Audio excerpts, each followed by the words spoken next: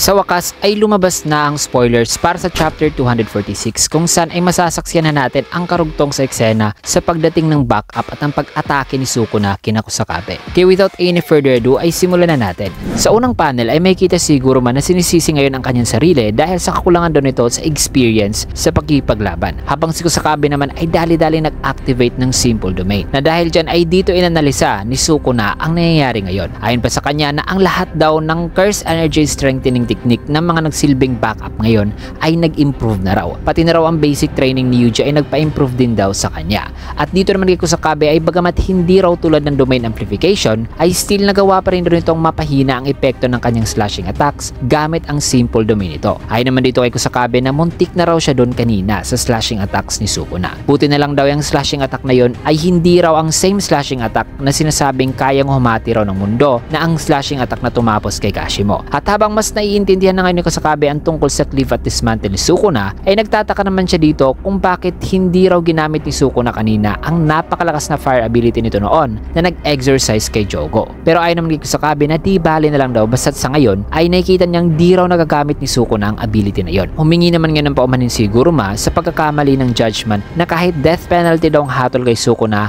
ay ang curse tool naman daw nito ang na-confiscate. Tugon naman ni Kusakabe na sabing ayos lang daw dahil kaya rin naman daw nilang tapusin si Sukuna gamit ang executioner sword. At napoprotektahan din daw niya si Guruma dito kahit na ikakamatay niya pa ito. Matapos niyan ay dito na sumubok ng isang piercing blood si Choso subalit biglang nawala si Sukuna sa kanyang harapan at inatake siya nito ng mabilisan gamit ang dalawang kamay na tumagos sa kanyang katawan. At nang itinapon siya ni Sukuna ay dito ay mabilis naman siyang sinalo ni Yuji. Habang si Ino naman ay inatake ngayon si Sukuna gamit ang mapurol na kutsilyo ni Nanami and it appears na ang atake ni Ino ay ang same attack ni Kento Nanami. Ngunit nadepensahan naman ngayon ni Sukuna ang kanyang sarili sa ataking yan na sabing mas malakas pa raw sa kanyang inaakala ang atake na to. Sabay sinipa niya ngayon si Ino. At nang napatras si Ino ay dito ay magkasabay namang umatake si Yuji at Kusakabe habang si Guruma ay dumaan naman sa likuran ni Kusakabe at nag-attempt ng atake kay Sukuna gamit ang espada nito. Subalit nagawang maiwasan ni Sukuna ang atake at nahawakan pa nga si Guruma at pinaulanan ng mga suntok. Sabay inihagis ito. At the same time ay sundan niya pa ito upang sigundahan pa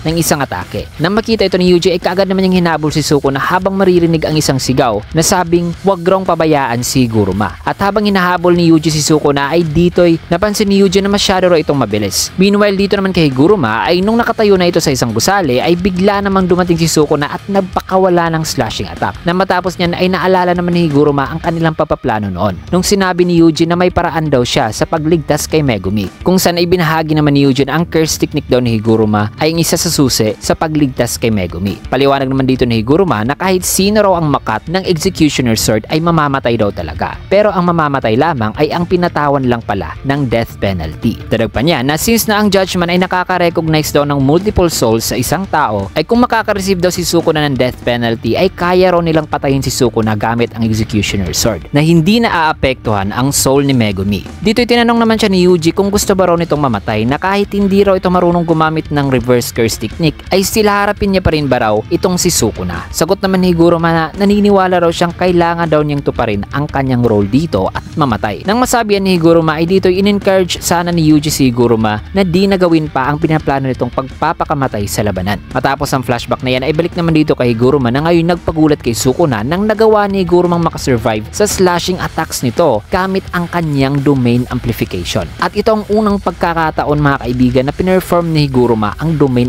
amplification. Matapos yan ay dito naman napaliwanag ang narrator na sabing less than 2 months pa raw ang lumipas matapos ang awakening nito bilang isang sorcerer. At si Higuruma ay nagkaroon na raw ng abnormal na growth rate na nagpamangha raw kay Sukuna ng gusto. Maya-maya pa ay mas napamangha pa si Sukuna mga kaibigan nang lumiwanag na naman ang espada nito at naghanda na naman ngayon ng isang atake. Kaya dito ay naikumpara ni Sukuna itong si Higuruma kay Gojo Satoru na sabing isa umano sa mga taong may pambihirang talento, mga natataging sorcerer. At yan mga kaibigan, sadyang punong-puno pala talaga ng potensyal si Higuruma na isang henyo kung tawagin. At ngayon ay tila ba'y nakikita na ni Sukuna na ang sorcerer na ito ay indeed isang worthy opponent. So yan mga kaibigan, isang matinding 5v1 talaga ang nangyari at dito muna natin tatapusin ang spoiler video sa panel na ito. At break po next week mga kaibigan, kaya abangan nyo na rin ang full chapter natin para sa chapter 246 upang mas maintindihan nyo pa ang mga detalye na nakaligtaan natin sa spoiler video ngayon at mas madadama pa ang napakatinding labanan. Kaya naman kung nagustuhan nyo naman ng ating video, can get a like, comment, follow, subscribe na rin for more videos like this. Maraming salamat and see you guys again on my next video.